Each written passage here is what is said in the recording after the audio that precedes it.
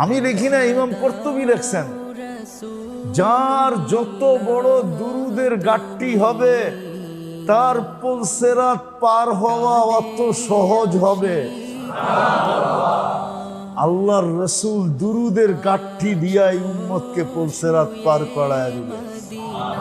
এই জন্য এক রিওয়ায়াতে আছে, এই উম্মত সিধা জাহান্নামে যাবে না।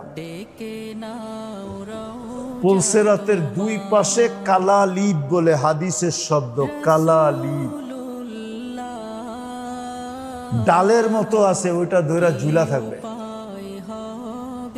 আর অপেক্ষমান থাকবে ওর দুরুদ আছে কিনা, আল্লাহর রাসূলের উপরে দুরুদ পড়ছে কিনা। যদি দুরুদ থেকে থাকে তো দুরুদ ছুটতে ছুটতে আসবে, আয়েশা ওকে পুলসিরাতের উপরে উঠায় দাঁড় করাবে আর দুরুদ নিজের প্রটোকলের মাধ্যমে পুলসিরাত পার করাবে।